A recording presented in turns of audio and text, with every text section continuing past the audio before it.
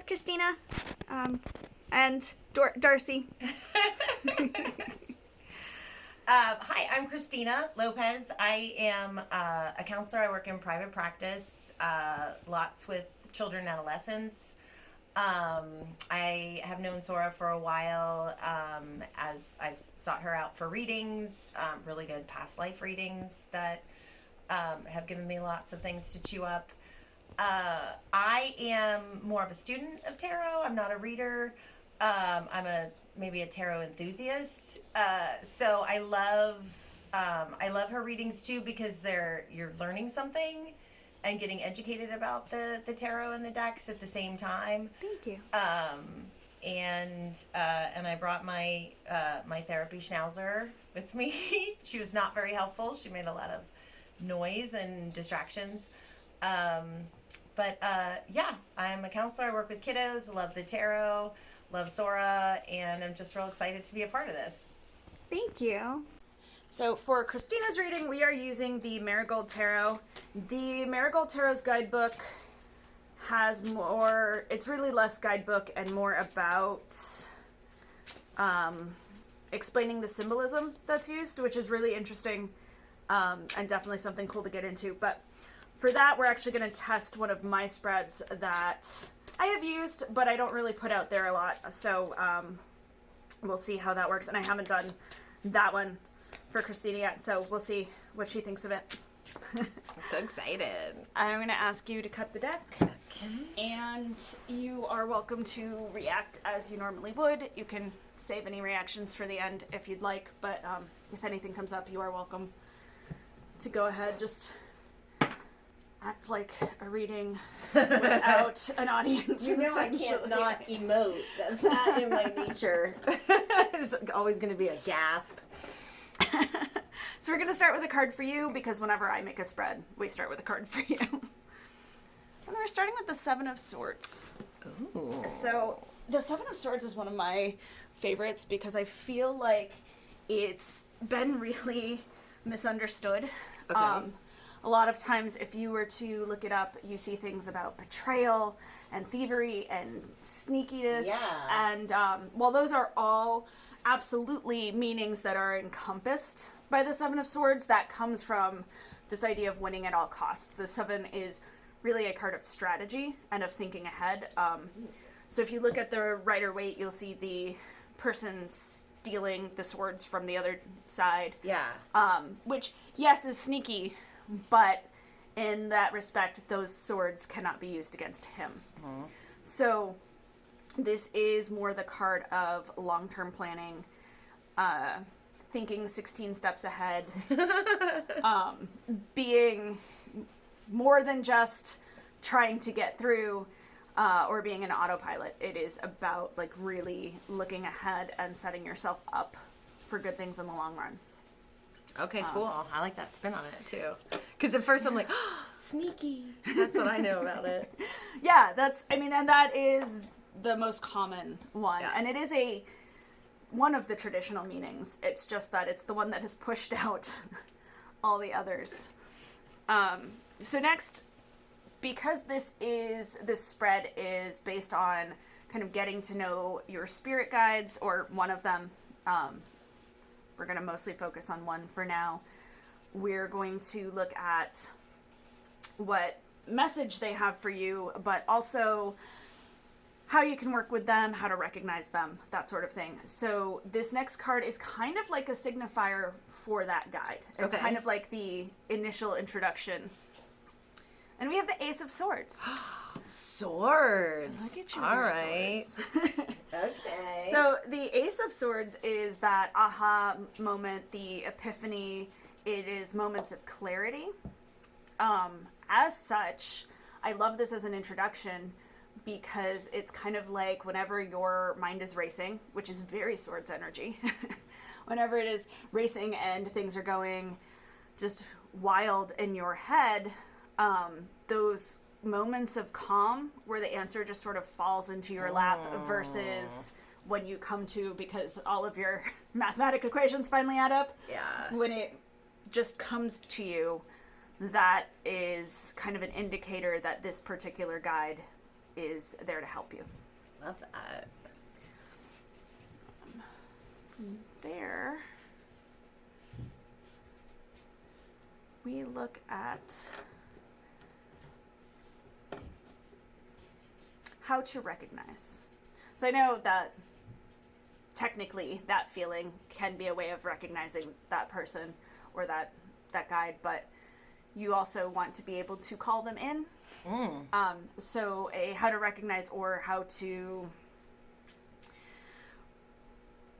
remind yourself that they are nearby and you can work with them. Oh, we have the 3 of rings. Or the 3 of coins. That is the teamwork card. That's the card of collaboration. So to me, especially after all that swords energy, it's kind of like, just invite them.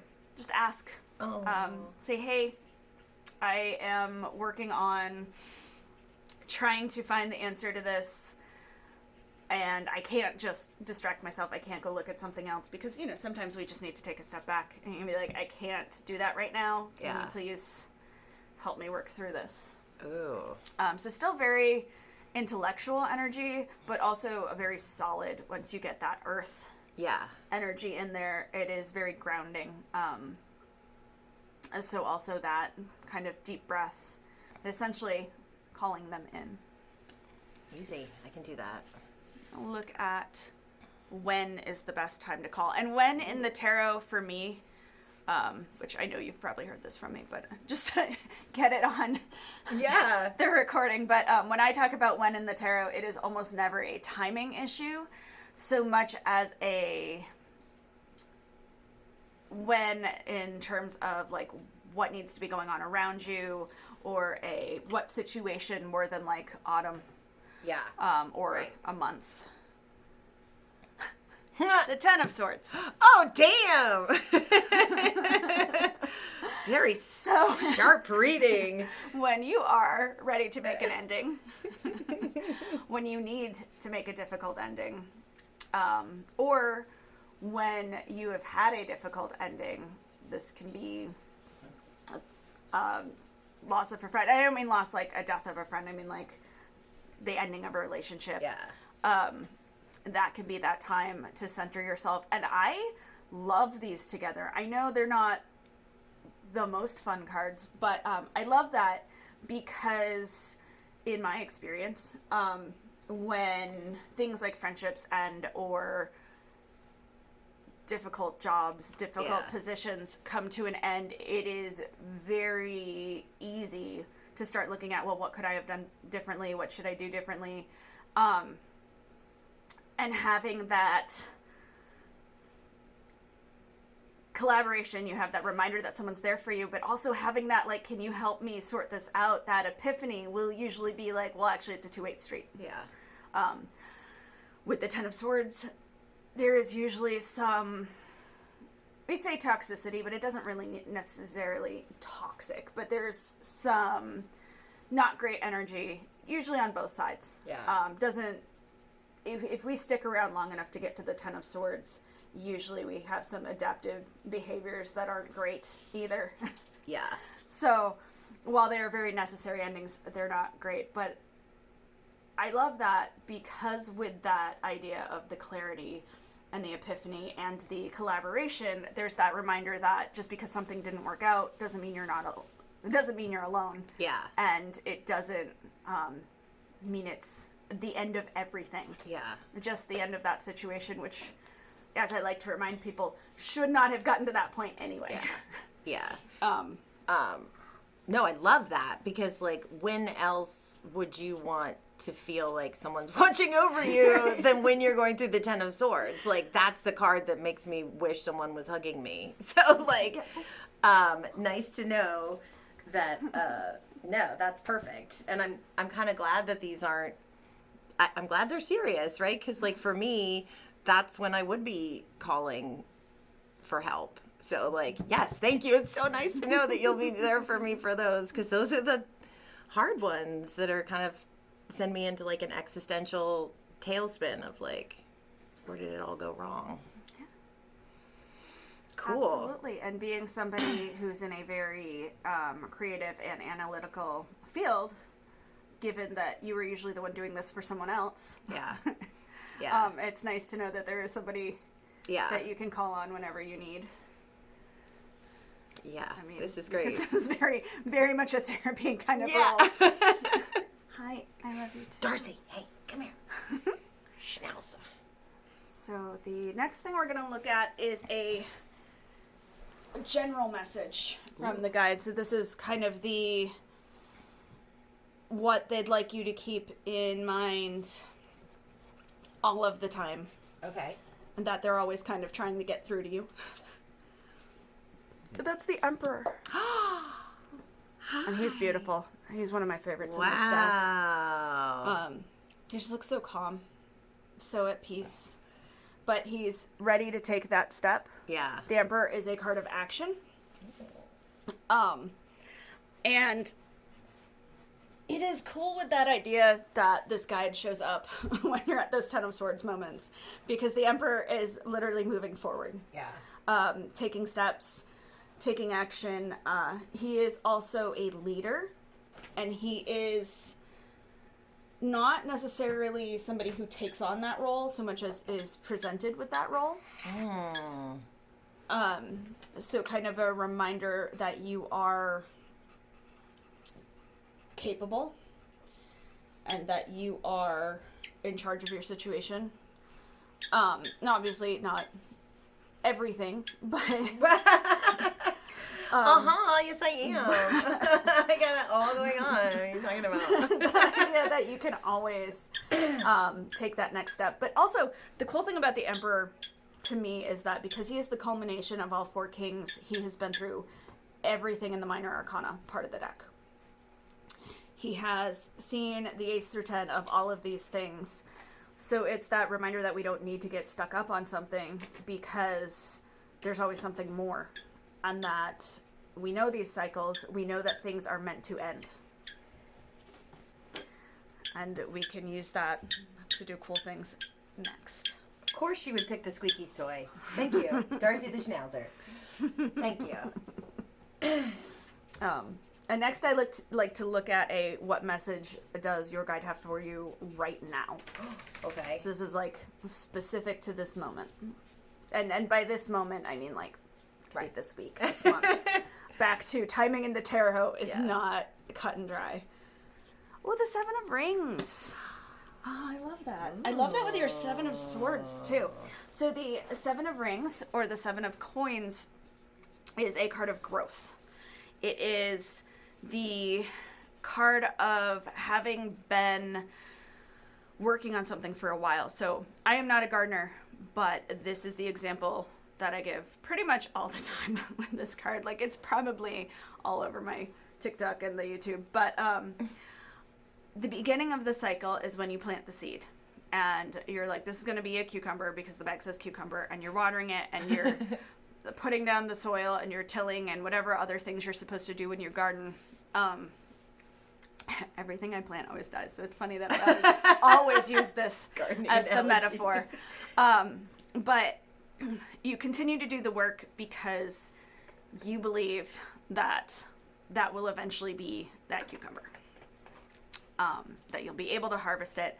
The 7 is when you start to see the flower and the vegetable and the shape, and you're like, I think that looks like a cucumber. Yeah. So you can stop operating just on faith. I mean, it's always still important to have faith in yourself and in your process.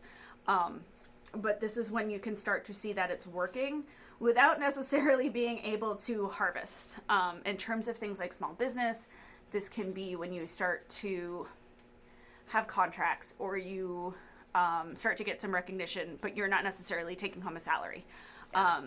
In relationships, we don't think of the Earth suit as a very relationship suit. That is that groundedness. So it is something to look at. It can be when you start to maybe have built that trust, but you're not necessarily ready to move in. There's that idea of you can see it coming now and actually see it. Yeah. But maybe we're still working on going there. Yeah. I love that. I always find it to be a very optimistic card. But I especially love that with the idea that you're thinking 16 steps ahead. It kind of says whatever it is that you are working on, whether it's a pet project or just whatever it is that you have been growing, is really starting to come to fruition. And I love that. To keep at it, because it is going to work out. I do really love the rings, like that variation. In this, like it gives it like a very different. I don't know, like I mean, I love the pentacles, I love the coin, but rings is so like, yeah.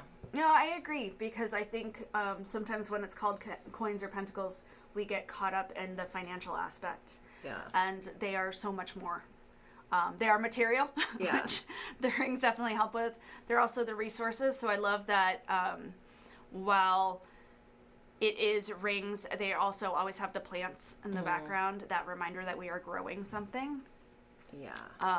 I think it gets the idea of time and energy in there as well. And because the coins encompass all resources and everything, like to me, they are the building blocks of life. I think this deck does a really good job of illustrating that. Yeah. And your own hands-on involvement in it is interesting. So I love the sevens too. I'm like, all right, let's do some sevens. Absolutely. So I am going to grab the shadow. Ooh, okay. And then we can go through and clarify and spread things out. This one's a smaller one, but it's really more of a getting you to work with those around you, or your guides. So it's more of a jumpstart spread.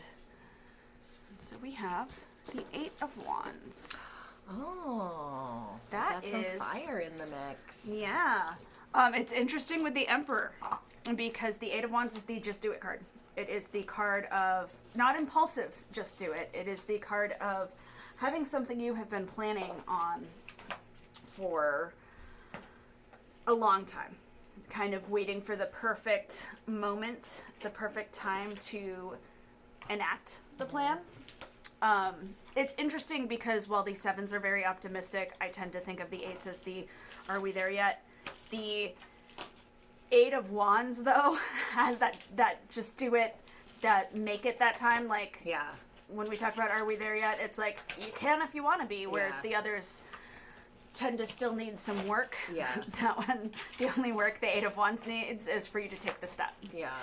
So this is usually a plan, like I said, where you're just waiting for the right moment to enact it. Sometimes you're waiting for one last piece, in which case the 8 of Wands says that piece is further down the journey and you have to actually start taking those steps to find it.